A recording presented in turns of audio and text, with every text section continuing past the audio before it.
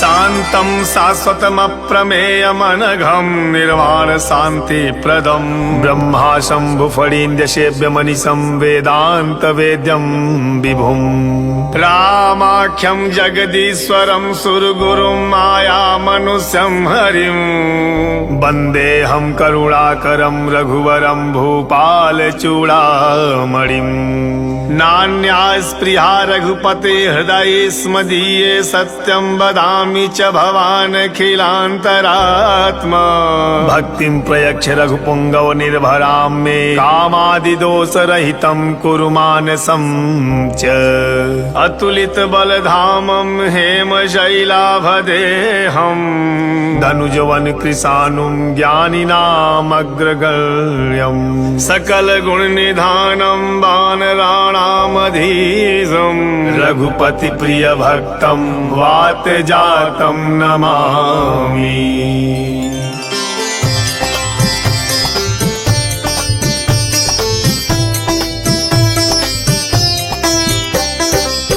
जामवंत के बचन सुहाए सुनि हनुमंत हृदय अति भाए तब लगी मोहि परखेहु तुम भाई सही दुख कंद मूल फल खाई जब लगी आवहु सीता ही देखी होई है काजू मोहि हरख बिसेकी यह कही नाई सबनी कहूँ माता चले हर सही अधरी रघुनाथा सिंधु तीर एक भूधर सुंदर कौतुक कूदी चढ़ऊ ताऊ पर बार बार रघुवीर समारी तरकु पवन तनय बल भारी जय गिर चरण देई हनुमंता चले सुगा पाताल तुरंता जिनिय मोघ रघुपति करबाना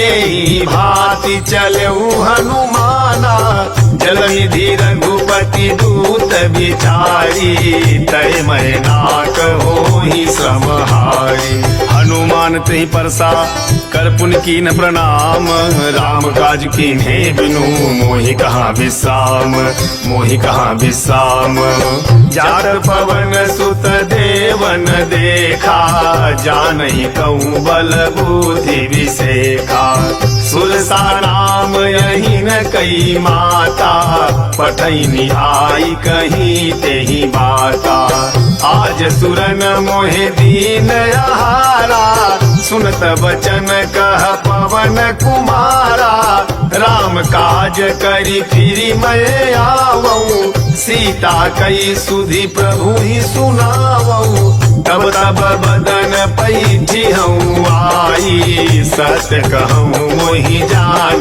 दे माई कवन उजतन दे ही नहीं जाना ग्रससी न मोहि कहूँ हनुमाना जो जन भरी ते ही बदनु पसारा कपितनु कीन दुगुन विस्तारा सोरह जो जन मुख ते ही ठयऊ तुरत पवन सुत बहति सभयऊ जस जस सुरसा बदनु बढ़ावा तासु दुगुन कपि रूप दिखावा सत जो जन तेहि आनन कीन्हा अति लघु रूप पवन सुत लीन्हा बदन पैठी पुनि बाहिर आवा मांगा विदाता ही सिरुनावा मोहि सुरन जेहि लागी पठावा बुद्धि बल मरमु तोर मैं पावा राम काज सब करी हूँ तुम बल बुद्धि निधान आशीष दे गई सो हरस चले हनुमान हरस चले हनुमान निशिचर एक सिंधु महु रही करी माया न भूखे खग गई जीव जंतु जे गगन उड़ाई जल बिलोक तिन्ह कै पर छाई गई चाह सक सोन उड़ाई एहि विधि सदा गगन चर खाई सोई छल हनुमान कह कीना दासु कपटु कपि तुरत ही चीना, ताहि मारी मारुत सुत वीरा, बारिधि पार गयऊ मति धीरा। तहाँ जाई देखी वन शोभा, गुंजत चंचरी कमधुलोभा। नाना तरु फल फूल सोहाए, खग मृग वृंद देखी मन भाए। शैल विशाल देखिए कयागे, तापर ढाई चढ़े भय त्यागे। गुमान कछु कपि कहे अधिकाई, प्रभु प्रताप जो काल ही खाई। गिरि पर चढ़ी लंका ते ही देखी, कहीं न जाई अति दुर्ग विशेषी। अति उतंग जल निधि चहु पासा, कनक कोट कर परम प्रकाशा।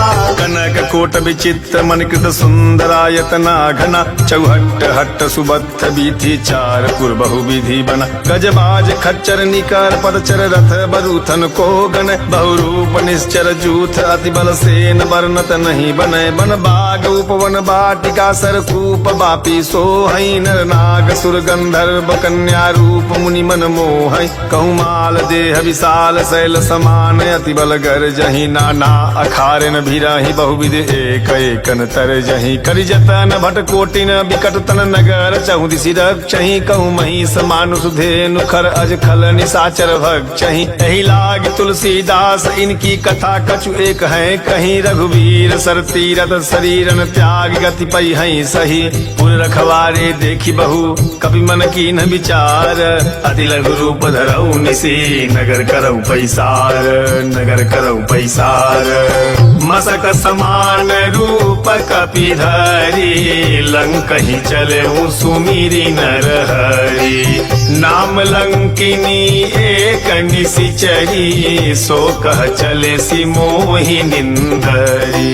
जान ही नहीं मरमु सठ मोरा, मोर आहार जहाँ लगी चोरा। मुठिका एक महाकपिहानी, रुधिर बमत धरनी छन मानी। मुनि सम्हारी उठी सोलंका, जोरी बाण कर विनय सशंका। जब रावण ही ब्रह्म बर दीना, चलत विरंची कहा मोहि चीना। विकल हो सितय कपि कै मारे, तब जाने सुनि सिचर संघारे। तात मोर अति पुण्य बहुता, देख्यऊ नयन राम कर दूता। तात स्वर्ग अपवर्ग सुख धरई तुलाई कयंग, तुलन ताहि सकल मिली। जो सुख लव सतसंग, जो सुख लव सतसंग। प्रविशि नगर की जय सब काजा, हृदय राखी कौशलपुर राजा। गरल सुधारी पुकरहि मिताई, गोपद सिंधु अनल शीतलाई। गरुड़ सुमेर रेणु समताई, राम कृपा करि चितवा जाही। अति लघु रूप धरऊ हनुमाना, पैठा नगर सुमिरि भगवाना। मंदिर मंदिर प्रति कर शोधा, देखे जहत है गणित जोधा। गयऊ दसानन मंदिर माही, अति विचित्र कही जात सोनाही। शरण किए देखा कपि तेहि, मंदिर महु न दीखी बई देही। भवन एक पुनि दीख सुहावा, हरि मंदिर तह भिन्न बनावा।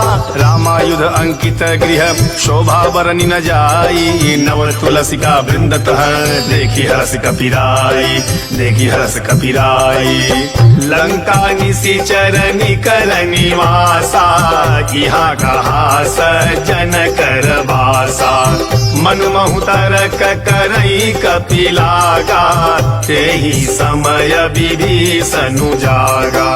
राम राम तेहि सुमिरन कीन्हा, हृदय हरस कपि सज्जन चीन्हा एहि सन हठि करी हूँ पहचानी साधु ते होई न कारज हानि विप्र रूप धरि वचन सुनाए सुनत विभीषण उठि तह आए कई प्रणाम पूछी कुशलाई विप्र कहूँ निज कथा बुझाई कि तुम हरिदासन मह कोई मोरे हृदय प्रीत अति होई कि तुम राम दीन अनुरागी आयहु मोहि करन बड़ भागी। तब हनुमंत कही सब राम कथा निज नाम सुनत जुगल तन पुलक मन मगन सुमिर गुण ग्राम मगन सुमिर गुण ग्राम सुनहु पवन सुत रहनी हमारी जिमि दसननि महु जीव बिचारी तात कबहु मोहि जानी अनाथा करी हई कृपा भानुकुल नाथा तामस तनु कछु साधन नाही प्रीति न पद सरोज मन माही अब मोहि भाव भरोस हनुमंता बिनु हरि कृपा मिलहि नहीं संता जो रघुवीर अनुग्रह कीना तो तुम मोहि दरसु हठि दीना सुनहु विभीषण प्रभु कई रीति करहि सदा सेवक पर प्रीति कहूँ कवन मैं परम कुलीना कपि चंचल सब ही विधिहीना प्रात ले जो नाम हमारा तही दिन ताहि न मिलैया हारा असमय अधम सखा सुनु मोहु पर रघुवीर कीन्ही कृपा सुमिरि गुण भरे बिलोचन नीर जानत हूँ अस्य स्वामी बिसारी फिरहि ते काहे न होहि दुखारी यही विधि कहत राम गुण गामा पावा निर्वाच विसामा पुनि सब कथा विभीषण कही जहि विधि जनक सुता तह रही तब हनुमंत कहा सुनु भ्राता देखी चहु जानकी माता जुगत विभीषण सकल सुनाई चलऊ पवन सुत विदा कराई करी सोई रूप गयऊ पुनितवा बन अशोक सीता रह जावा देखी मनहि महु कीन प्रणामा बैठ ही गीत जात निस जामा कृष तनु शीस जटाए कबेनी जपति हृदय रघुपति गुण श्रेणी निज पद नयन दिए मन राम पद कमल लीन परम दुखी भा पवन सुत देखी जानकी दीन तरु पल्लव महुरा लुकाई करई विचार करऊ का भाई तेहि अवसर रावनु तह आवा संग नारी बहु किए बनावा बहु विधि खल सीतहि समुझावा सामदान भय भेद देखावा कह रावण सुनु सुमुखी सयानी मंदोदरी आदि सब रानी तब अनुचरी करऊं पन मोरा एक बार बिलोक मम बोरा दिन धरि ओट कहती वैरेही सुमिरि अवधपति परम सनेही सुन दस मुख खद्योत प्रकाशा कबहु किनलनी करई विकासा असमन समुझू कहती जानकी खल सुधि नहीं रघुबीर बान की सठ सुने हरिया नहीं मोही अधम नीलज लाज नहीं तोही आप ही सुनि खद्योत सम राम ही भानु समान परसु बचन सुनि कायसी बोला अति खिसियान सीता तय मम कृत अपमाना कटि हम तव सिर कठिन कृपाना नाही तसपदि मानु मम बानी सुमुखी होती नत जीवन हानि श्याम सरोज दाम सम सुंदर प्रभु भुज करी कर सम दस कंधर सोभुज कंठ की तवयसी भोरा सुनु सठयस प्रवान पन मोरा चंद्रहास हरु मम परितापम रघुपति विरह अनल संजातम शीतल निशित बहसी बरधारा कह सीता हरु मम दुख भारा सुनत बचन पुनि मारन धावा मैं तनया कही नीति बुझावा कहसी सकल निशिचरी न बोलाई सीत ही बहु विधिता सहु जाई मास दिवस महु कहा न माना तो मैं मार बिकारी कृपाना भवन गयऊ दस कंधर यहाँ पिशाचिन वृंद सीत हिता से देखा वही धरहि रूप बहुमंद धरहि रूप बहुमंद त्रिजटा नाम राक्षसी एका राम चरण रति निपुण विवेका सबनहु बोली सुनाए सी सपना सीत ही से ही करहूँ हित अपना सपने बानर लंका जारी जातु धान सेना सब मारी खर आरूढ़ नगर दस सीसा मुंडित सिर खंडित भुज भीसा एहि विधि सो दक्षिण दिस जाई लंका मनहु विभीषण पाई नगर फिर रघुवीर दोहाई तब प्रभु सीता बोली पठाई यह सपना मैं कहूँ पुकारी होई है सत्य गए दिन चारी तासु बचन सुनिते सब डरी जनक सुता के चरण पारी जह तह गई सकल तब सीता कर मन सोच मास दिवस बीते मोही मारहि निश्चर पोच मारहि निश्चर पोच त्रिजटासन बोली कर जोरी मातु विपत्ति संगीन तय मोरी तजऊ देह करु बेगी उपाई दुसह बिरहु अब नहीं सही जाई आनि काठ रचुचिता बनाई मातु अनल पुनि देहि लगाई सत्य करहि मम प्रीति सयानी सुनय को श्रवण सूल समबानी सुनत बचन पद गहि समुझायसी प्रभु प्रताप बल सुजसु सुनायसी निसिन अनल मिली सुनु सुकुमारी यस कहि सो निज भवन सिधारी कह सीता विधि भा प्रतिकूला मिलहि न पावक मिटहि न सूला देखियत प्रगट गगन अंगारा अवनि न आवत एक उतारा पावक मैं शशि स्रवत नयागी मानहु मोहि जानी हत भागी सुनहि विनय मम विटपय शोका सत्य नाम करु हरु मम शोका नूतन किसलय अनल समाना देहि अगिनि जनि करहि निदाना देखि परम बिरहा कुल सीता सोचन कपि कलप समबीता कवि कर हृदय विचार दीन मुद्रिका डारी तब जनुअ शोक अंगार दीन हरसि उठि कर गहेउ दीन हरसि उठि कर गहेउ तब देखी मुद्रिका मनोहर राम नाम अंकित अति सुंदर चकित चितव मुदरी पहिचानी हरस विषाद हृदय अकुलानी जीति को सकई अजय रघुराई माया ते असी रचि नहीं जाई सीता मन विचार कर नाना मधुर बचन बोले हनुमाना रामचंद्र गुण बर नहीं लागा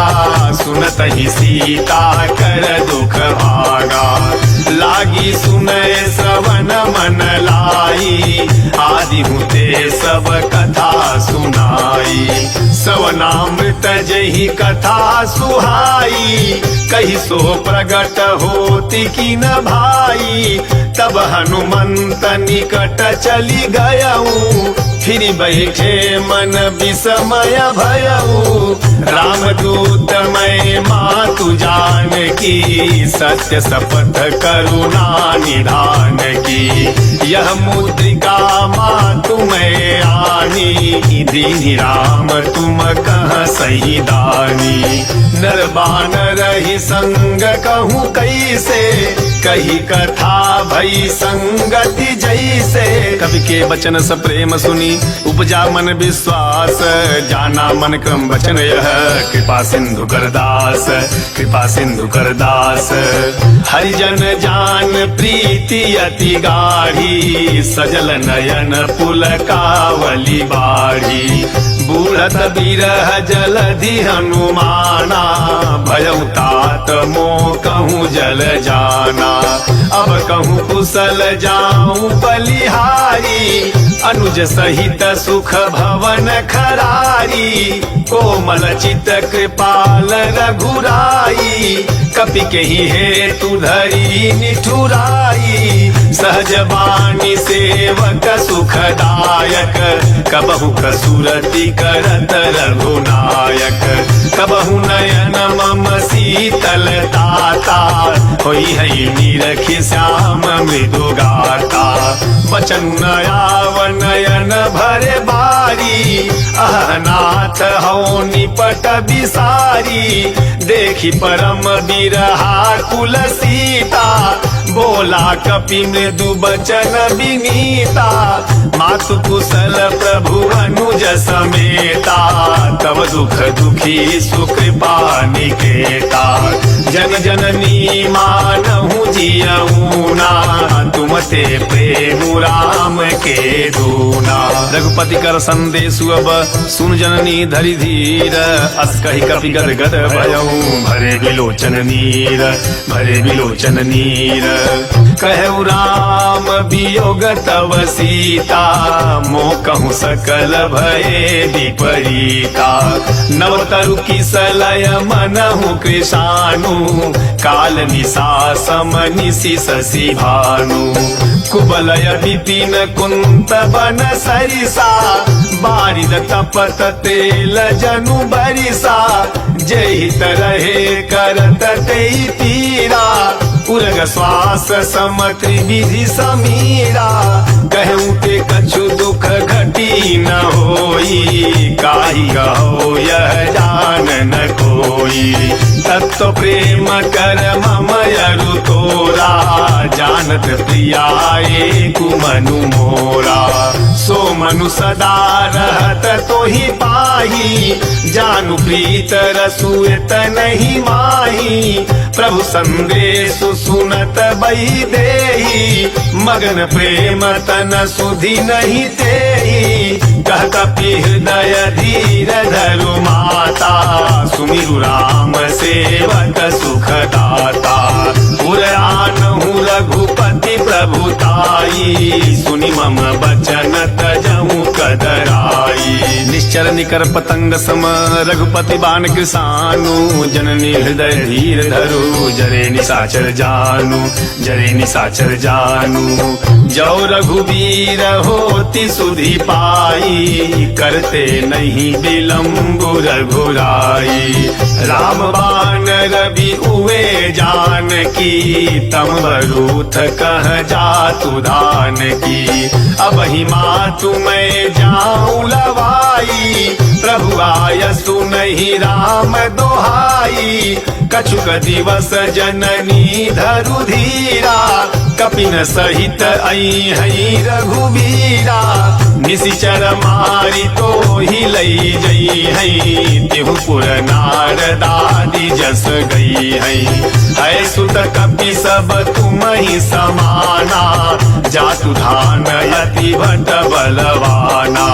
मोरे हृदय परम संदेहा, सुनि कपि प्रगट कीन्हि निज देहा कनक भूधराकार शरीरा समर भयंकर अति बल धीरा सीता मन भरोस तब भयऊ पुनि लघु रूप पवन सुत लयऊ। सुन माता शाखा मृग नहीं बल बुद्धि विशाल प्रभु प्रताप ते गरुड़हि खाई परम लघु ब्याल खाई परम लघु ब्याल। मन संतोष सुनत कपि वाणी भगति प्रताप तेज बल सानी आशीष दीन्हि राम प्रिय जाना हो तात बलशील निधाना अजर अमर गुण निधि सुत होहु करहु बहुत रघुनायक छोहु करहु कृपा प्रभु अस सुनि काना निर्भर प्रेम मगन हनुमाना बार बार नायसी पद सीसा बोला वचन जोरी कर कीसा अब कृत कृत भयऊ मैं माता आशीष तव अमोघ विख्याता।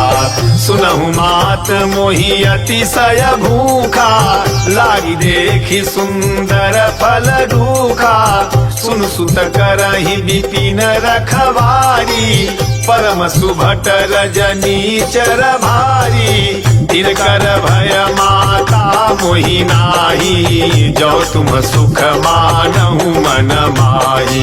देखी बुद्धि बल निपुण कपि कहूँ जान की जाहू रघुपति चरण हृदय धरी तात मधुर फल खाहू तात मधुर फल खाहू। चले उनाई सिर पैठऊ बागा फल खाए सितरु तो रही लागा रहे ताहा बहु भट रखवारे कछु मारे स कछु जाई पुकारे नाथ एक आवा कपि भारी तही अशोक बाटिका उजारी खाए से फल अरु बिटप उपारे रक्षक मर्दी मर्दी मही डारे सुनि रावण पठए भट नाना तिनहि देखी गरजू हनुमाना सब रजनी चर कपि संघारे गए पुकारत कछु अध मारे पुनि पठयऊ तेहि अच्छ कुमारा चला संग लई सुभट अपारा आवत देखी बिटप गही तर जा ताहि निपाति महाधुनि गरजा कछु मारे से कछु मरदेसी कछु मिलए सी धरि धूर कछु पुनि जाई पुकारे प्रभु मरकट बल भूरी प्रभु मरकट बल भूरी। सुन सुत बधलंके सरिसाना पठय सि मेघनाद बलवाना मारसी जन सुत बांध सिताही देखिय कपि कहा कर आई चला इंद्रजित तुलित जोधा बंधु निधन सुनी उपजा क्रोधा कपि देखा दारुण भटयावा कटकटाई गर जाय रुधावा अति विशाल तरुवे कउपारा विरथ कीन लंकेश कुमारा रहे महाभटता के संगा गही गही कपि मर गई निज अंगा तिनहि निपाति ताहि सन बाजा धीरे जुगल मानहु गजराजा मुठिका मारी चढ़ा तरु जाई ताहि एक क्षण मूर्छाई उठि बहोरी कीन्हि से बहु माया जीति न जाई प्रभंजन जाया।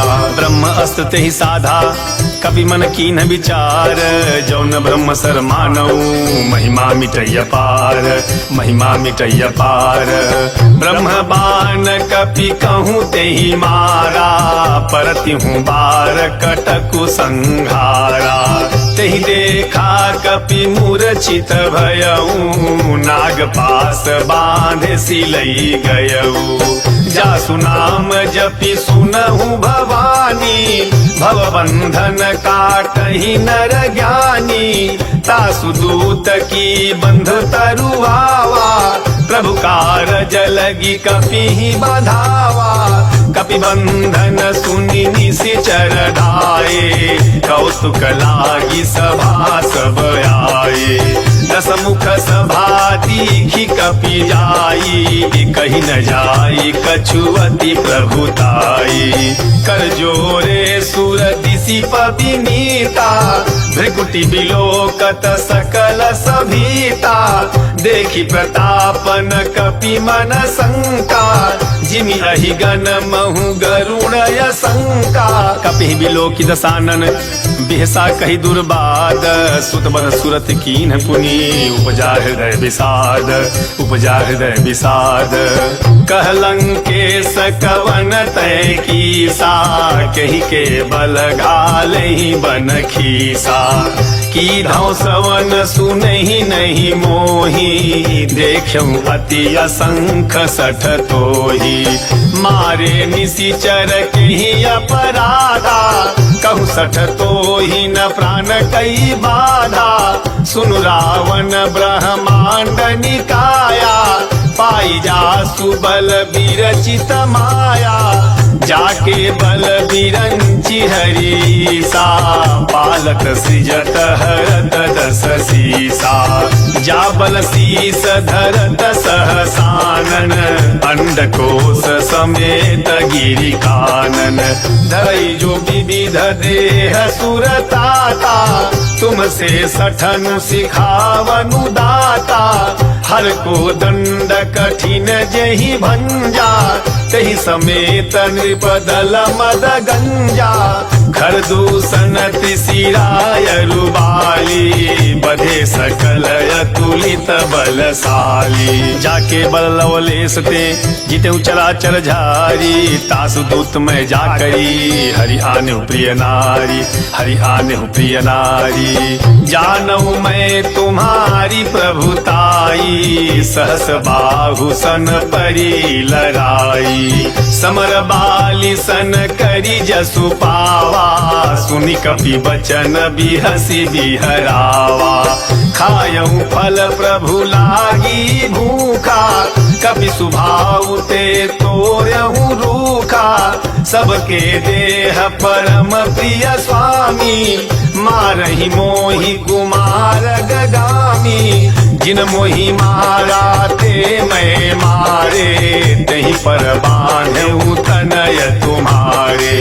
मोहि न कछु बांधे कई लाजा, कीन चहूँ निज प्रभु कर काजा। विनती करहूँ जोरी कर रावण, सुनहु मानत जी मोर सिखावन। देखऊँ तुम निज कुलहि बिचारी, भ्रमत जी भजहूँ भगत भयहारी। जाके डरयति काल डेराई, जो सुर असुर चराचर खाई। तासु बयरु कबहू नहीं कीजे, मोरे कहे जान की दीजय। प्रणत पाल रघुनायक करुणा सिंधु खरारी, गए शरण प्रभु राखी हई, तव अपराध विसारी, तव अपराध विसारी। रामचरण पंकज उर धरहूँ, लंका अचल राजु तुम करहूँ। ऋषि पुलस्त्य जसो विमल मयंका, तहि शशि महु जनि होहु कलंका। राम नाम बिनु गिरा न सोहा, देखु विचारी त्यागी मद मोहा। बस नहीं न नहीं सोह सुरारी, सब भूषण भूषित बर नारी। राम विमुख संपत्ति प्रभुताई, जाई रही पाई बिनु पाई। सजल मूल जिन्ह सरितन नाही, बरसी गए पुनित बही सुखाई। सुनु दस कंठ कहूँ पन रोपी, विमुख राम ताता नहीं को गोपी शंकर सहस विष्णु अजतोही सकहि न राखी राम कर दोही मोह मूल बहुसूल प्रद त्याग उत्तम अभिमान भजहु राम रघुनायक कृपा सिंधु भगवान कृपा सिंधु भगवान यद्यपि कहीं कपि अति हित बानी भगति विवेक बिरति नय सारी बोला बिहसी महाअभिमानी मिला हमहि कपि गुर बड़ ज्ञानी मृत्यु निकट आई खल तोही लागे सी अधम सिखावन मोही उल्टा हुई है कह हनुमाना मति भ्रम तोर प्रगट मैं जाना सुन कपि बचन बहुत खिसियाना बेगी न हरहु मूढ़ कर प्राणा सुनत निशाचर मारन धाये सचिवन सहित विभीषणु आए नाई शीस करि विनय बहुता नीति विरोधन मारिय दूता आन दंड कछु करिय गोसाई सबही का मंत्र भल भाई सुनत बिहसी बोला दस कंधर अंग भंग करी पठइय बंदर कवि के ममता पूछ पर सबही कहूँ समुझाई तेल बोई पट बांधि पुनी पावक देहु लगाई पावक देहु लगाई पूछहीन बानर तह जाई तब सठ निज नाथ ही लई आई जिन कह कीन हिसी बहुत बड़ाई देखूं मैं तिन के प्रभुताई वचन सुनत कपि मन मुसुकाना भई सहाय सारद मैं जाना जातु धान सुनि रावण बचना लागे रचई मूढ़ सोई रचना रान नगर बसन घृत तेला बारी पूछ कीन कपि खेला कौतुक आए पुरवासी मारहि चरण करहि बहु हासी बाजहि ढोल देहि सब तारी नगर फेरी पुनि पूछ ब्रजारी पावक जरत देखी हनुमंता भयउ परम लघु रूप तुरंता निबुकी चढ़ऊ कपि कनक अटारी भई सभी तनि साचर नारी हरि पेरी तहि अवसर चले मरुत 49 अट्टहास करि गरजा कपि बढ़ी लागे आकाश कपि बढ़ी लागे आकाश देह विशाल परम हरुआई मंदिर ते मंदिर चढ़ धाई जय नगर भालोग बिहाला झपट लपट बहु कोटि कराला तात मातुहा सुनिय पुकारा यही अवसर को हम ही उबारा हम जो कहा यह कभी नहीं होई बानर रूप धरे सुर कोई साधु अवज्ञा कर फलु ऐसा जरई नगर अनाथ कर जैसा जारा नगरु निमिष एक माही एक विभीषण कर गृह नारी ताकर दूत अनल जेहि सिरि जा जरा न सोते ही कारण गिरि जा उलटी पलटी लंका सब जारी कूदी पड़ा पुनि सिंधु मझारी पूछ बुझाई खोई श्रम धरि लघु रूप बहोरी जनक सुता के आगे ठाड़ भयउ कर जोरी ठाड़ भयउ कर जोरी मातु मोहि दीजे कछु चीन्हा जैसे रघुनायक मोहि दीना चूड़ामणि उतारी तब दयऊ हरस समेत पवन सुतलयऊ कहूँ तात यस मोर प्रणामा सब प्रकार प्रभु पूरन कामा दी दीन दयाल बिरिदु संभारी, हरहु नाथ मम संकट भारी। तात सक सुत कथा सुनायहूँ, बान प्रताप प्रभु ही समुझायहूँ। मास दिवस महु नाथ न आवा, कौ पुनि मोहि जियत नहीं पावा।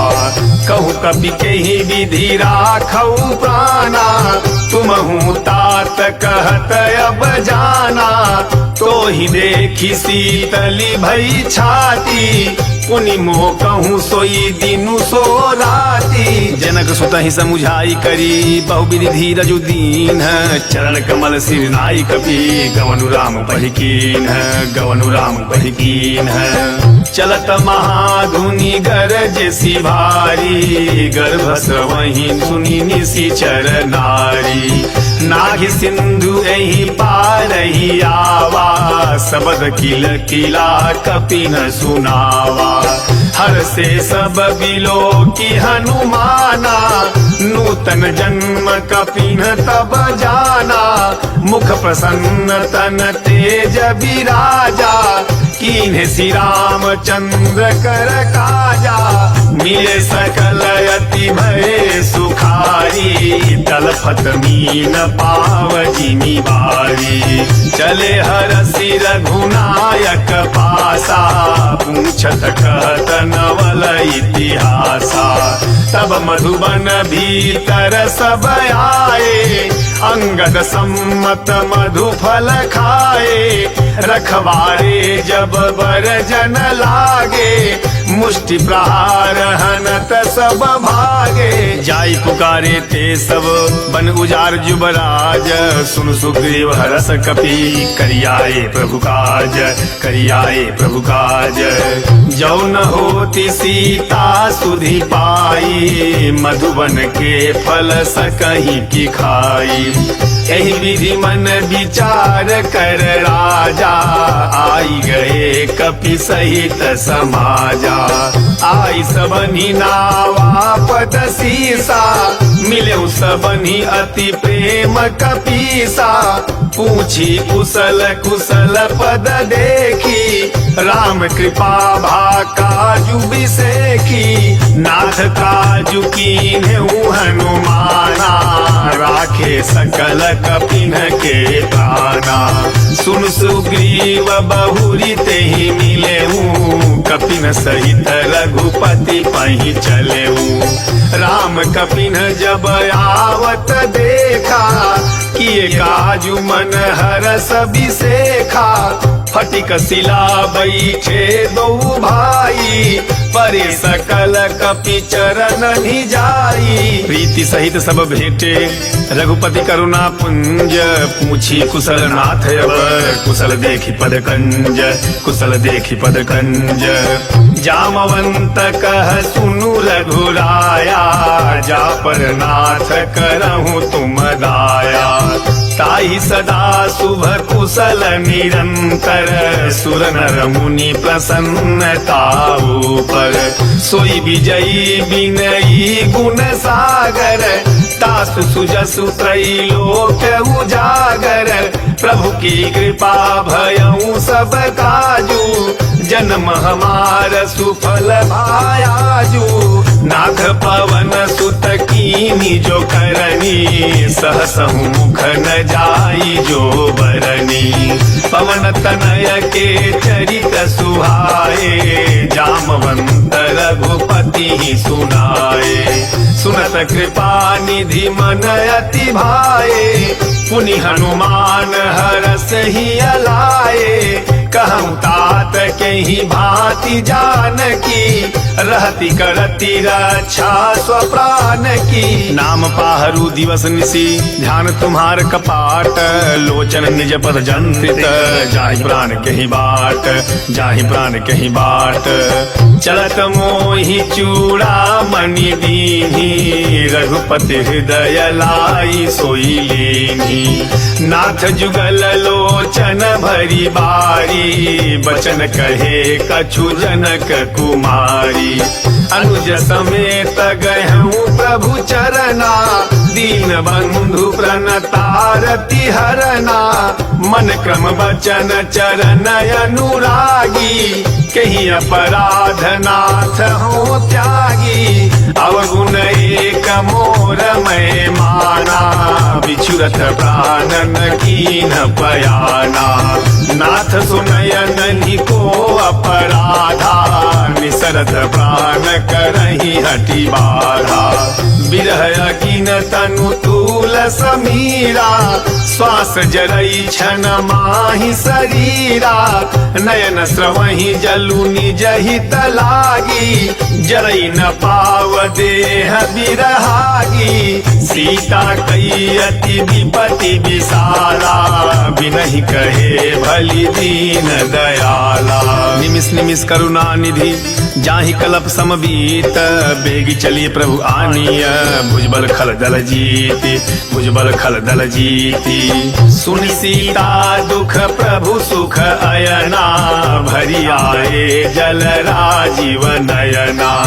बचन काय मन मम गति जाहि, सपन हूँ बूझी विपति की ताही।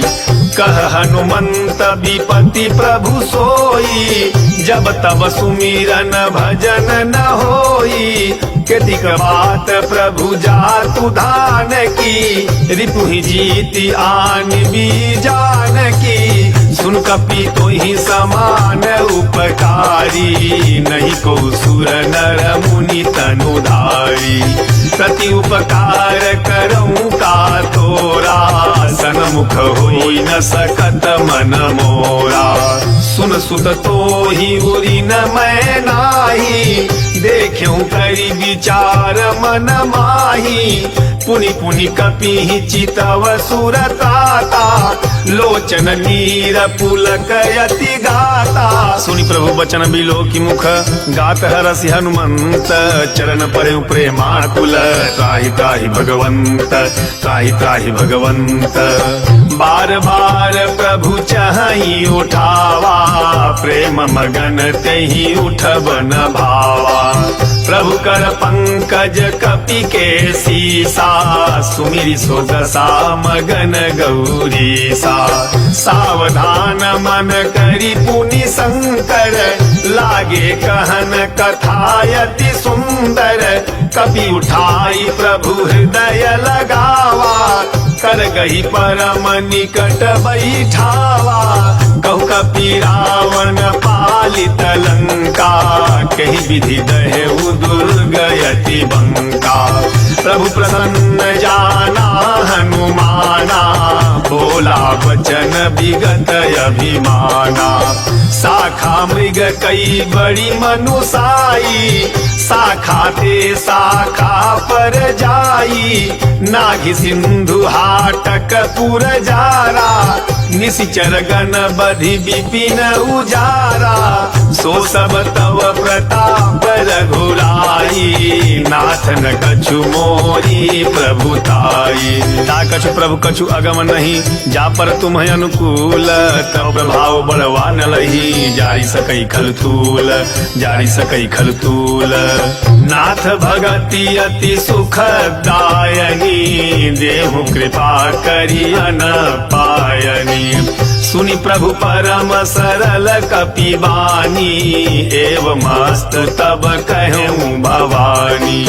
उमा राम सुभाउ जेहि जाना, ताहि भजनु तजि भावन आना। यह संवाद जासूर आवा, रघुपति चरण भगति सोई पावा।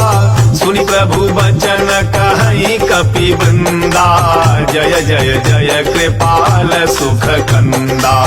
तब रघुपति कपिपति बोलावा, कहा चलई कर करहूँ बनावा। अब विलम्ब के ही कारण कीजे, तुरत कपि न कहूँ आय सुदीजे। कौतुक देखी सुमन बहु बरसी, नभते भवन चले सुर हरसी। कविपति बेगी बोलाए आए जूथ बजूथ, नाना वरन अतुल बल बानर भालु बरूथ, बानर भालु बरूथ। प्रभु पद पंकज नावहि सीसा, गरजहि भालु महाबल कीसा। देखी राम सकल कपि सेना, चितई कृपा करी राजीव नयना। राम कृपा बल पाई कपिंदा, भय पक्ष जुत मनहु गिरिंदा। हरसि राम तब कीन्ह पयाना, सगुन भये सुंदर शुभ नाना। जासु सकल मंगलमय कीर्ति, दासु पयान सगुन यह नीति। प्रभु पयान जाना वही देही, फरकी बाम अंग जनु कहीं देही। जोई जोई सगुन जान की होई, असगुन भयउ रावण ही सोई। चला कटक तो बर नहीं पारा, गरजहि बानर भालु अपारा। नख आयुध गिरि पाद पधारी, चले गगन मही छाछारी। के हरिनाद भालु कपि करही, डगमगाही दिग्गज चिकरही। चिकरही दिग्गज डोल मही गिरि लोल, सागर खर भरे मन हरस सब गंधर्व सुर मुनि नाग किन्नर दुख टरे। कट कटहि मरकट विकट भट बहु कोट कोटि धावहि। जय राम प्रबल प्रताप कौशल नाथ गुण गण गावहि। सही सकन भार उदार अहि पत बार बारहि मोहि। गदसन पुनि पुनि कमठ पृष्ठ कठोर सो किमि सोहहि। रघुवीर रुचिर प्रयान प्रस्थिति जानि परम सुहावनी। जनु कमठ खर पर सर पराज सुलिखत अबिचल पावनी। एहि विधि जाई कृपा निधि उतरे सागर तीर। जह तह लागे खान फल भालु विपुल कपि वीर, भालु विपुल कपि वीर। उहाँ निशाचर रहहि सशंका, जब ते जारी गयऊँ कपि लंका। निज निज गृह सब करहि विचारा, नहीं निशिचर कुल केरऊ बारा। जास दूत बल बरनि न जाई, तहि आए पुर कवन भलाई। दू तीन सन सुनि पुर जन बानी, मंदोदरी अधिक कुलानी। रहसी जोरी कर पति पग लागी, बोली वचन नीति रस पागी। कंत करस हरि सन परिहरहूँ, मोर कहा अति हितहि अधरहूँ। समुझत जास दूत कई करनी, श्रवहि गर्भ रजनी चर घरनी। तासु नारी निज सचिव बोलाई, पठवहु कंत जो चहु भलाई। तब कुल कमल विपिन दुखदाई, सीता सीत निशा सम आई। सुनहु नाथ सीता बिनु दीन्हे, हित न तुम्हार शंभु अज कीन्हे। राम बाण अहिगन सरिस निकर निशाचर भेक, जब लगी कर सतन तब लगी जतन करहु तज टेक, जतन करहु तज टेक। श्रवण सुनी सठता करी बानी, बिहसा जगत विदित अभिमानी। सभय सुभाव नारी कर साचा, मंगल महु भय मन अति काचा। जो आवई मर कट कट काई, जियहि विचारे निशिचर खाई। कम पहिलो कप जाकी तासा, तासु नारी सभी बड़ी हासा। अस कही बिहसी ताहि उरलाई, चले सभा ममताय अधिकाई। मंदोदरी हृदय कर चिंता, भयउ कंत पर विधि विपरीता। बैठऊ सभा खबरी सिपाही, सिंधु पार सेना सब आई। बूझे सी सचिव उचित मत कहूँ, ते सब हसे मास्ट करी रहूँ। जीते हूँ सुरासुर तब समनाही, नर बानर के ही लेखे माई। सचिव वैद गुरु तीन जौ प्रिय बोल ही भयास, राज धर्म तन तीन कर होई बेगही नास, होई बेगही नास। सोई रावण कहूँ बनी सहाई, स्तुति करई सुनाई सुनाई। अवसर जान विभीषण आवा, भ्राता चरण सीसुते ही नावा। पुनि सिरुनाई बैठ निज आसन, बोला वचन पाई अनुशासन। जो कृपाल पूछी हूँ मोहि बाता, मति अनुरूप कहूँ हित भ्राता। जो आपन चाहई कल्याणा, सुजसु सुमति सुभगति सुख नाना। सो पर नारी लीलार गोसाई, तजौ चौथी के चंद की नाई। 14 भुवन एक पति होई, भूत द्रोह तिष्ठई नहीं सोई। गुण सागर नागर नर जोऊ, अल्प लोभ भल कहई न कोऊ। काम क्रोध मद लोभ सब नाथ नरक के पंथ, सब परिहरि रघुबीर ही। भजहु भजहि जय संत, भजहु भजहि जय संत।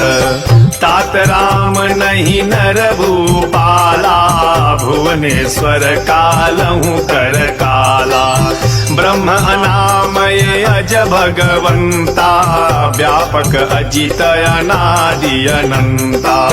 गोदिज धेनु देव हितकारी, कृपा सिंधु मानुष तनुधारी। जन रंजन भंजन खल भ्राता, वेद धर्म रक्षक सुनु भ्राता।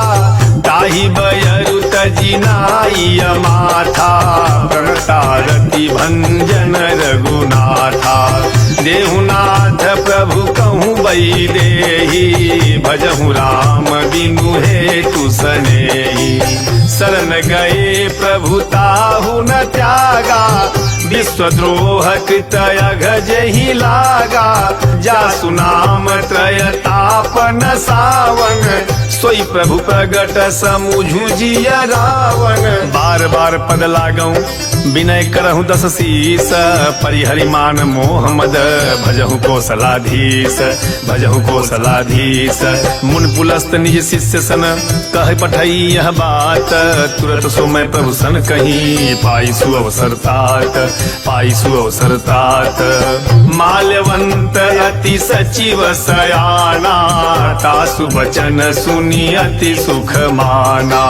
तातु अनुज तव नीति विभूषण, सो उर धरहु जो कहत विभीषण। रिपुत करस कहत 62, दूरी न करहु इहाँ हई कोऊ।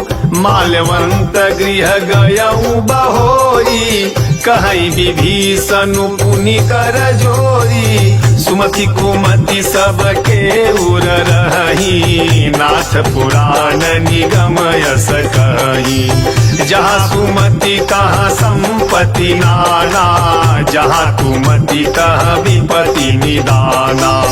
तब उर कुमति बसी विपरीता, हित अनहित मानहु रिपु प्रीता। काल राति निशिचर कुल केरी, तही सीता पर प्रीति घनेरी। तात चरण गही मांगऊं राखहूँ मोर दुलार, सीता देहूँ राम कहूँ अहित न होई तुम्हार, अहित न होई तुम्हार। बुध पुराण श्रुति सम्मत बानी, कही विभीषण नीति बखानी। सुनत दसानन उठारी साई, खल तो ही निकट मृत्यु अब आई। जियसी सदा 60 मोर जियावा, रिपु कर पाछ मूढ़ तो ही भावा। कहसी न खलयस को जग माही, भुज बल जाहि जिता मैं नाही। मम पुर बसी तपसीन पर प्रीति सठ मिलु जाइति नहीं कहु नीति अस कही कीन्हे सी चरण प्रहारा अनुज गहे पद बारही बारा उमा संत कई इहई बड़ाई मंद करत जो करई भलाई तुम पितु सरिस भले ही मोहि मारा राम भजे हितनाथ तुम्हारा सचिव संग लई नभ पथ गयऊ सब ही सुनाई कहत यस भयऊ राम सत्य संकल्प प्रभु सभा काल बस तोरी मैं रघुवीर शरण अब जाऊं देहु जनि खोरी जाऊं देहु जनि खोरी अस कही चला विभीषण जबहि आयु ही न भये सब तबहि साधु अवज्ञा तुरत भवानी कर कल्याण अखिल कई हानि रावण जबहि विभीषण त्यागा भयउ विभव बिनु तबहि अभागा चलऊ हरसि रघुनायक पाही करत मनोरथ बहु मन माही देखी हूँ जाई चरण जल जाता अरुण मृदुल सेवक सुख दाता जे पद परसि तरी ऋषि नारी दंडक कानन पावनकारी जे पद जनक सुताउर लाए कपट कुरंग संग धर धाये हरउर सर सरोज पद जेई अहो भाग्य मैं देखी हूँ तेई जिन पायन के पादुकनी भरतु रहे मन लाई ते पद आज बिलो की हूँ इन नैननि अवजाई इन नैननि अवजाई एहि विधि करत स प्रेम विचारा आयऊ सपदि सिंधु यही पारा कपिन विभीषण आवत देखा जाना कौरी पुदूत विशेखा ताहि राखी कपीस पहियाए समाचार सब ताहि सुनाए कह सुग्रीव सुनहु रघुराई आवा मिलन दसानन भाई कह प्रभु सखा बूझिए कहा कहि कपीस सुनहु नर नाहा जानी न जाई निसाचर माया काम रूप के ही कारण आया भेद हमार लेन सठयावा राखिय बांधी मोहि असभावा सखा नीति तुम्हनीक विचारी मम पन शरणागत भयहारी सुनि प्रभु बचन हरस हनुमाना शरणागत बछल भगवाना शरणागत कहूँ जे तजहि निज अनहित अनुमानी ते नर पावर पापमय तिन्हि बिलोकत हानि तिन्हि बिलोकत हानि कोटि भी प्रबध लागहि जाहू आए शरण तजऊ नहीं ताहू सनमुख होई जीव मोहि जबहि जन्म कोटि अघनासहि तबहि पापवंत कर सहज सुभाऊ भजनु मोर तेहि भावन काऊ जो पै दुष्ट हृदय सोई होई मोरे सन मुख आव की सोई निर्मल मन जन सो मोहि पावा मोहि कपट छल छेदन भावा भेद लेन पठवा दस सीसा तबहु न कछु भय हानि कपीसा जगमहु सखा निसाचर जेते लक्ष्मणु हनई निमिष महु तेते जो सभी दयावा सरनाई रखी हूँ ताई प्राण की नाई उभय भारित ही आनऊ हंसी कह कृपा निकेत जय कृपाल कही कपि चले अंगद हनु समेत सादर ते ही आगे करी बानर चले जहाँ रघुपति करुणा कर पर दूरी ते देखे दौड़ाता नयनानंद दान के दाता बहुरी राम छवि धाम बिलो की रहे ठटुक एक टक पल रोकी भुज प्रलंब कंजारुन लोचन श्यामल गात प्रणत भय मोचन सिंह कंध आयत उर सोहा आनन अमित मदन मन मोहा नयन नीर पुलकित यति गाता मन धरि धीर कहीं मृदु बाता नाथ दशानन कर मैं भ्राता निशिचर वंश जन्म सुरताता सहज पाप प्रिय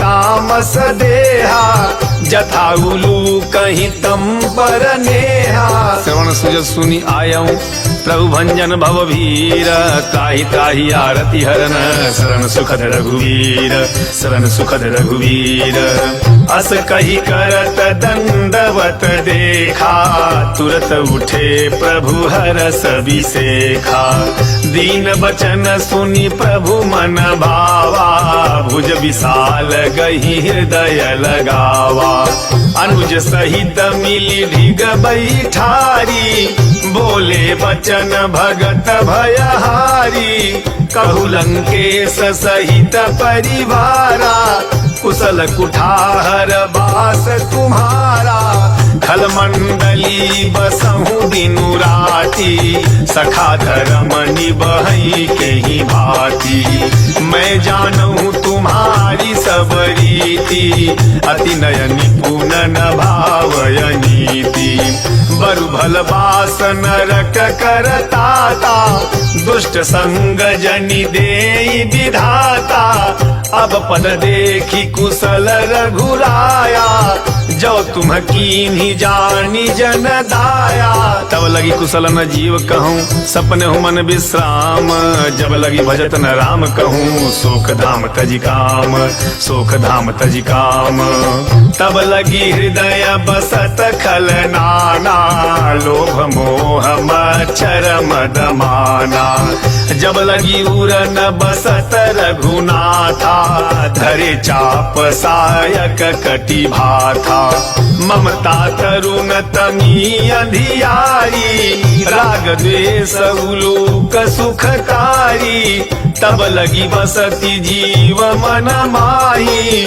जब लगी प्रभु प्रताप रवि नाही अब मैं कुशल मिटे भय भारे देखी राम पद कमल तुम्हारे तुम कृपाल जा पर अनुकूला ताहि न व्याप त्रिविध भवसूला मैं निशिचर यति अधम सुभाऊ शुभ आचरणु कीन्ह नहीं काऊ जास रूप मुनि ध्यान नयावा तहि प्रभु हरसि हृदय मोहि लावा अहो भाग्य मम अमितति राम कृपा सुख पुंज देख्यौ नयन विरंच शिव सेब जुगल पद कंज सेब जुगल पद कंज सुनहु सखा निज कहूँ सुभाऊ जान भुसुंडी शंभु गिरि जाऊ जो नर होई चराचर द्रोही आवय सभय शरण तकी मोही तज मद मोह कपट छल नाना करऊं सद्य तेहि साधु समाना जननी जनक बंधु सुत दारा तनु धनु भवन सुहृद परिवारा सबके ममता ताग बटोरी मम पद मन ही बांध बरी डोरी समदरसी छा कछु नाही हरस शोक भय नहीं मन माही अस सजन मम उर बस कैसे लोभी हृदय बसई धनु जैसे तुम सारी खे संत प्रिय मोरे धरऊ देह नहीं आननी हो रे। सगुण उपासक परहित निरत नीत दृढ़ नेम, ते नर प्राण समान मम, जिनके द्विज पद प्रेम, जिनके द्विज पद प्रेम। सुनु लंकेश सकल गुण तोरे, ताते तुम अतिशय प्रिय मोरे। राम बचन सुनी बानर जूथा, सकल कहीं जय कृपा बरूथा। सुनत विभीषणु प्रभु कई बानी, नहीं अघात श्रवणामृत जानी। पद अम्बुज गही बारही बारा, हृदय समातन प्रेम अपारा। सुनहु देव सचराचर स्वामी, प्रणत बाल उरयंतर जामी। उर कछु प्रथम वासना रही, प्रभु पद प्रीति सरिस शोभहि। अब कृपाल निज भगति पावनी, देहु सदा शिव मन भावनी।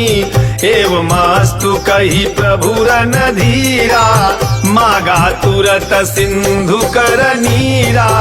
यद्यपि सखा तव इच्छा नाही, मोर दरसु अमोघ जग माही। अस कही राम तिलक तेहि सारा, सुमन वृष्टि नभ भई अपारा।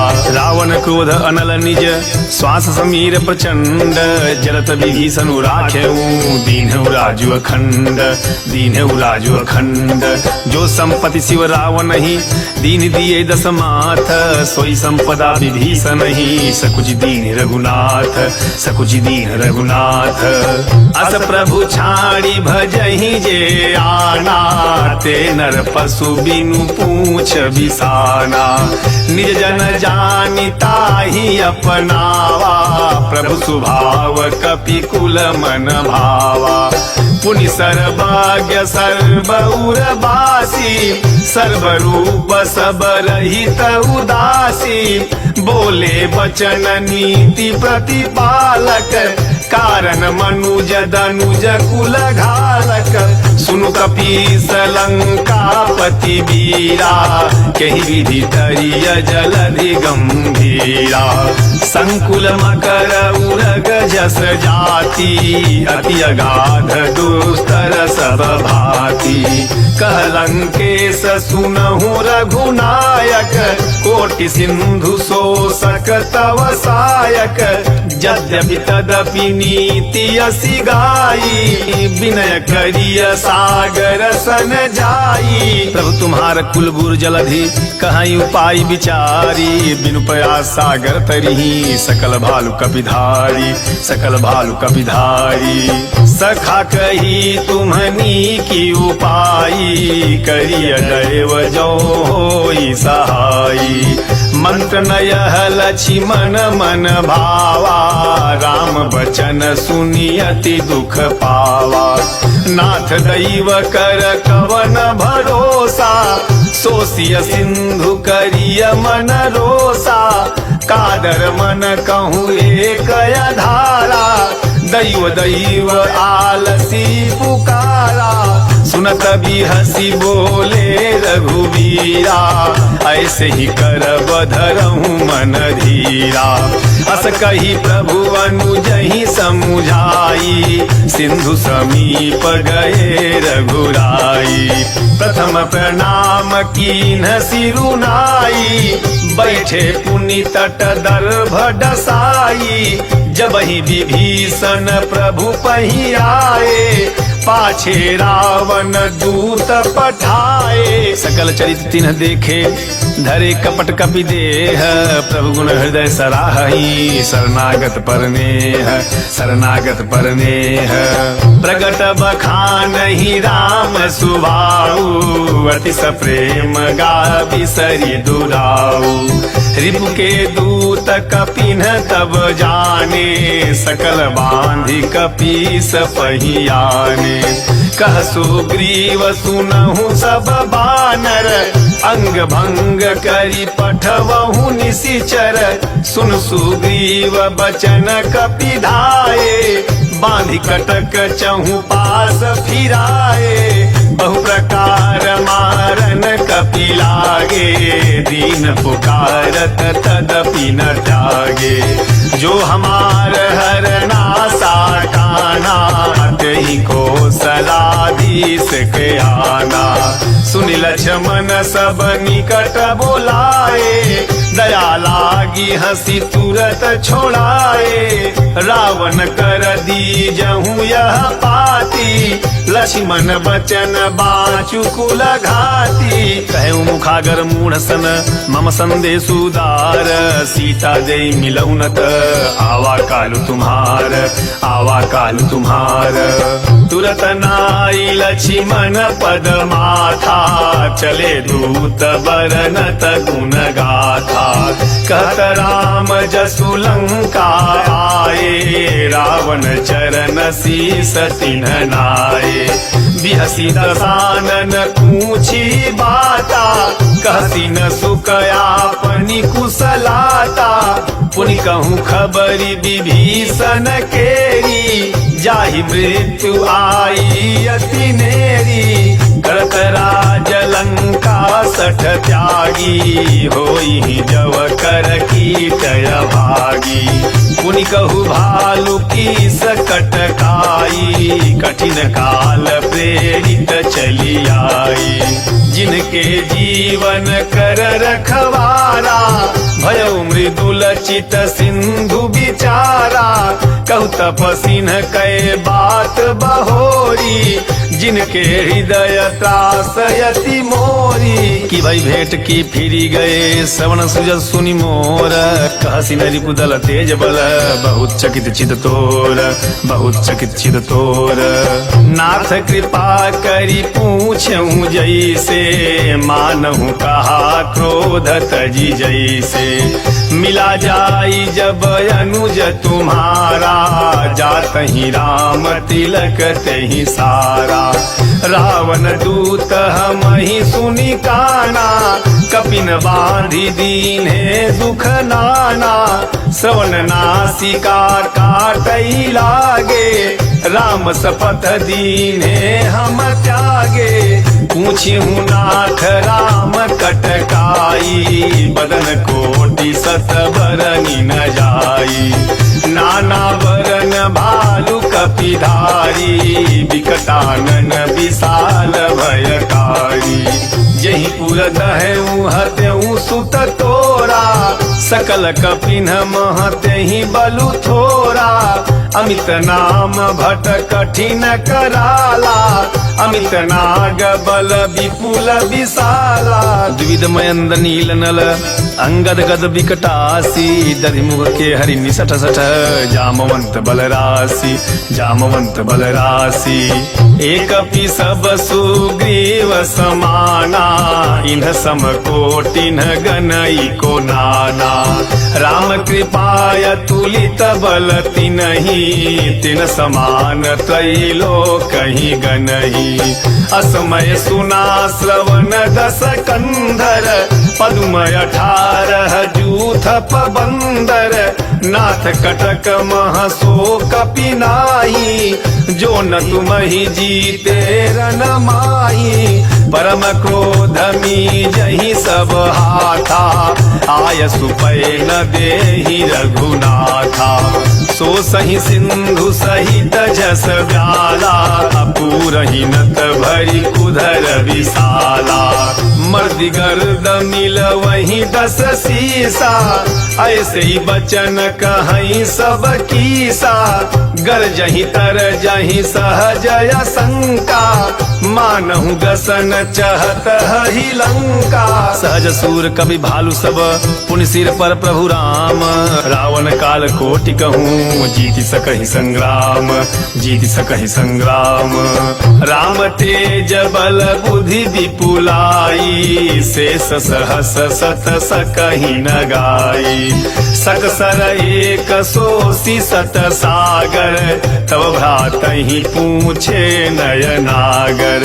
तासु बचन सुनि सागर पाही, मागत पंथ कृपा मन माही। नाही, सुनत बचन बिहसा दस सीसा, जौवसी मति सहायक तकीसा, सहज भीरु कर बचन दृढ़ाई, सागर सन ठानी मचलाई, मूढ़ मृषा का करसी बड़ाई, रिपुबल बुद्धि था मैं पाई, सचिव सभीत विभीषण जाके, विजय विभूति कहा जगता के, सुनि खल बचन दूतरी सबारी, समय विचार पत्रिका कारी, रामानुज दीनी यह पाती, नाथ बचाई जुड़ावहु छाती, बिहसी बाम करलीनी रावण,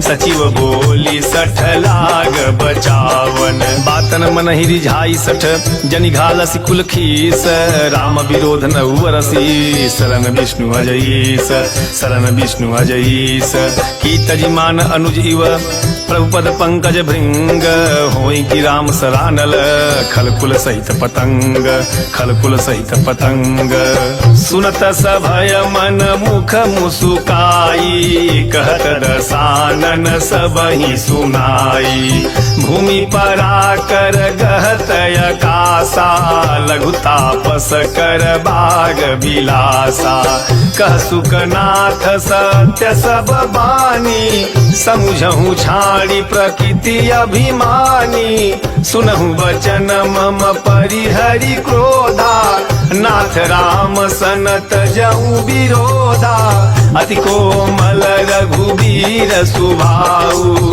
यद्यपि अखिल लोक कर राऊ, मिलत कृपा तुम पर प्रभु करही, उरय अपराध नये कहूँ धरिही, जनक सुता रघुनाथ ही दीजे, इतना कहा मोर प्रभु कीजे, जब तेहि कहा देन बई देई, चरण प्रहार कीन सठते ही, नाई चरण सिरु चला सोता, कृपा सिंध रघुनायक जहाँ, करि प्रणाम निज कथा सुनाई, राम कृपाया अपनी गति पाई, ऋषि अगस्त की साप भवानी, राक्षस भयउ रहा मुनि ज्ञानी, बंदी राम पद बारहि बारा, मुनि निजया सम कहूँ पगुधारा, विनय न मानत जलधि जड़, गए 3 दिन बीती, बोले राम सकोप तब, भय बिनु होई न प्रीति, भय बिनु होई न प्रीति, लक्ष्मण बाण सरासन यानु, सो बारिध बिसिख कृशानु, सठ सन विनय कुटिल सन प्रीति, सहज कृपन सन सुंदर नीति, ममता रत सन ज्ञान कहानी, अति लोभी सन बिरति बखानी, क्रोधी समकामी हरि कथा, ऊसर बीज बये फल जथा, अस कही रघुपति चाप चढ़ावा, यह मत लक्ष्मण के मन भावा, संधान प्रभु बिसिख कराला, उठि उदधि उर अंतर ज्वाला, मकर उरग झस गनय कुलाने, जत जंतु जल निधि जब जाने, कनक थार भरी मणि गण नाना, विप्र रूप आयऊ तजी माना, काटई पई कदरी फरई कोटि जतन को सींच, विनय न मान खगेश सुनु, डाटहि पई नव नीच, डाटहि पई नव नीच, सभय सिंधु गहि पद प्रभु के रे, क्षमहु नाथ सब अवगुण मेरे, गगन समीर अनल जल धरनी, इन्ह कई नाथ सहज जड़ करनी, तब प्रेरित माया उपजाए, सृष्ट हेतु सब ग्रंथ निगाए, प्रभु आय सुजहि कह जस यही, सोत ही भांति रहे सुख लही, प्रभु भल कीन मोहि सिख दीनी, मर्यादा पुनि तुम हरि कीन्ही। ढोल गवार सूत्र पशु नारी सकल धारणा के अधिकारी। प्रभु प्रताप मैं जाब सुखाई उतरी कटुक न मोरी बढ़ाई। प्रभु आज्ञा पेल श्रुति गाई करो सो बेगी जो तुम ही सोहाई। सुनत विनीत बचन अति कह कृपाल मुस्काई। जय बीज उतरे कवि कटकु तातु सो कहूँ पाई तातु सो कहूँ पाई। नाथ नील नल कपि दो भाई लरिकाई ऋषिया शीस पाई। तिनके परस किए गिरि भारे तरी हई जलधि प्रताप तुम्हारे। मैं पुनिउर धरि प्रभु प्रभुताई करी हूँ बल अनुमान सहाई। एहि विधि नाथ पायोधि बधाई जही यह सुजस लोकति हूँ गाई। एहि सर मम उत्तर तटवासी हतहु नाथ खल नर अघरासी। सुन कृपाल सागर मन पीरा तुर सही हरि राम रणधीरा। देखी राम बल पौरुष भारी हरसि पयो निधि भयउ सुखारी। सकल चरित कहीं प्रभु ही सुनावा चरण बंदी पाथोधि सिधावा। निज भवन गवन सिंधु श्री रघुपति ही यह मत भाय हूँ। यह चरित कलिमल हल जथा मति दास तुलसी गाय। सुख भवन संशय समान दवन विषाद रघुपति गुण गना तजी सकल आस भरोस गाँव ही सुनहि संतत सठ मना। सकल सुमंगल दायक रघुनायक गुण गान सादर सुनहि तितरहि भव। सिंधु बिना जल जान सिंधु बिना जल जान सिंधु बिना जल जान सिंधु बिना जल जान। पवन सुत हनुमान की जय उमापति महादेव की जय सियावर रामचंद्र की जय।